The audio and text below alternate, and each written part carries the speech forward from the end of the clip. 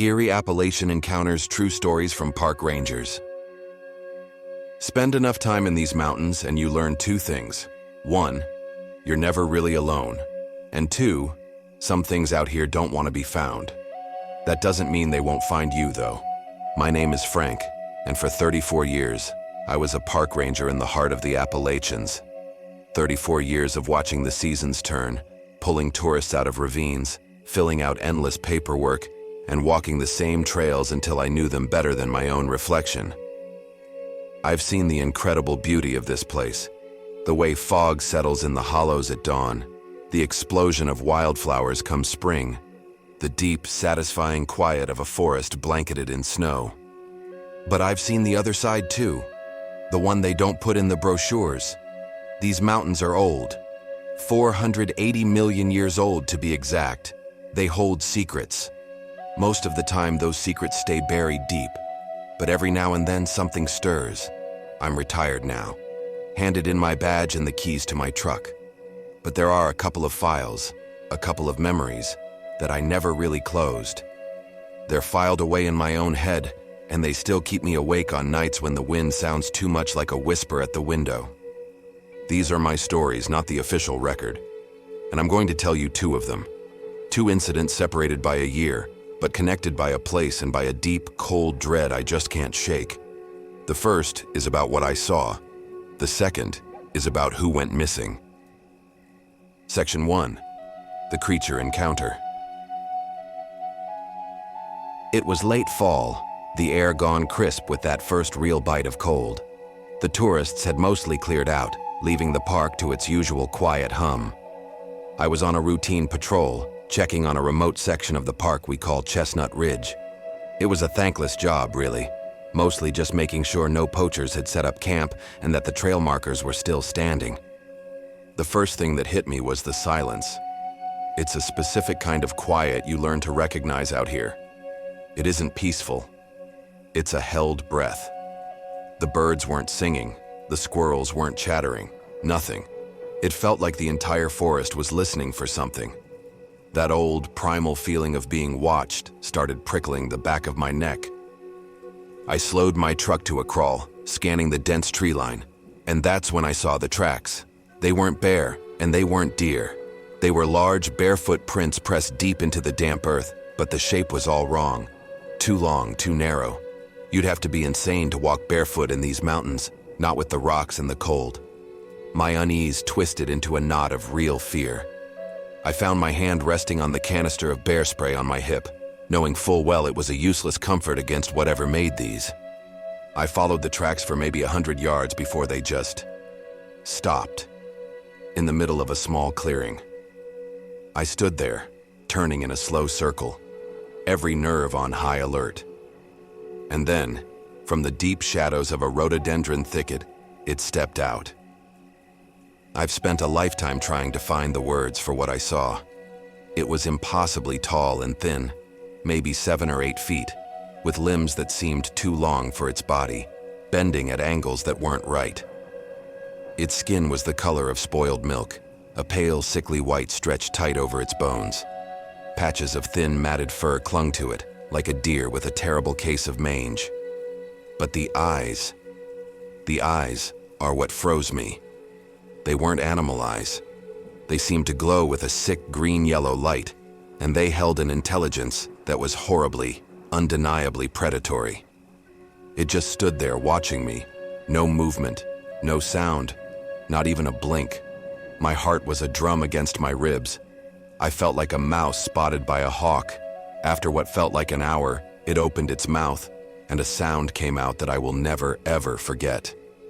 It was a low, guttural growl, almost human, but not quite. It was the sound of pure menace.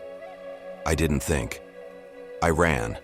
I just turned and crashed back through the undergrowth, not daring to look back, my lungs on fire.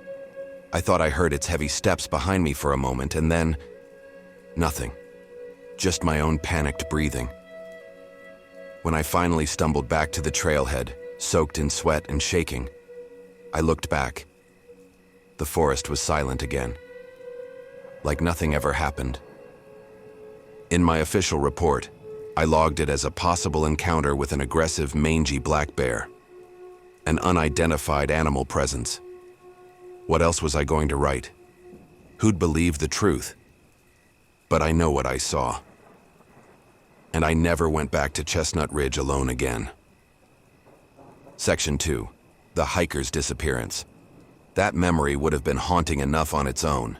But what happened a year later, just 3 miles from that very spot, is what turned a terrifying memory into a permanent nightmare.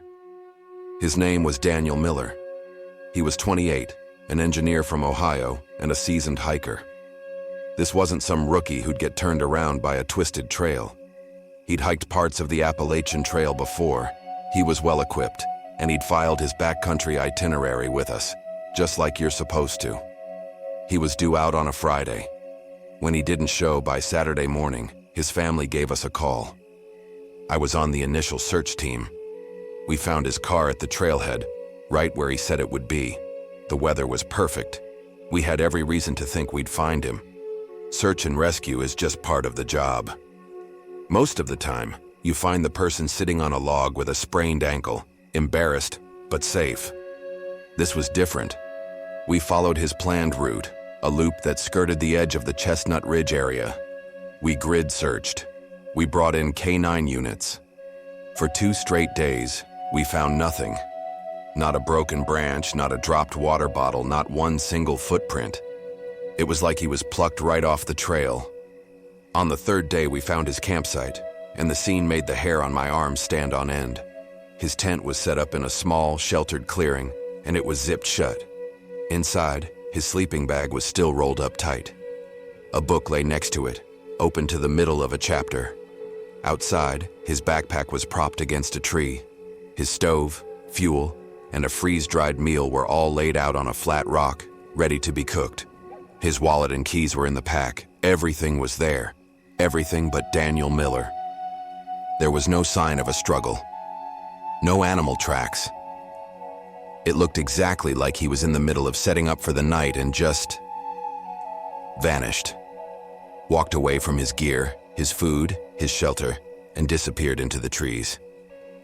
The official search continued for another week before it was scaled back. The dogs never found a scent trail leading away from that campsite. The helicopters saw nothing from the air. Months became years. Daniel Miller became another ghost story for the park, another cautionary tale. The official report says he likely got disoriented and succumbed to the elements. His body, just one of the many the wilderness never gives back. But there's one detail that I never put in my report. While we were documenting the scene, I saw something pressed into the soft dirt just outside the clearing. A single, deep impression.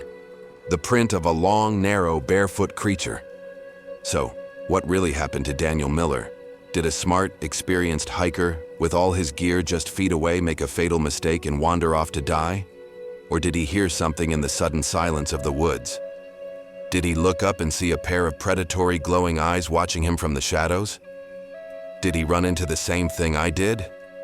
I've turned it over in my head 1,000 times and I still come up empty.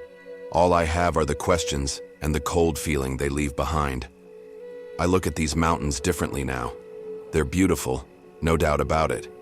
But they're also ancient and indifferent, and they keep their secrets well.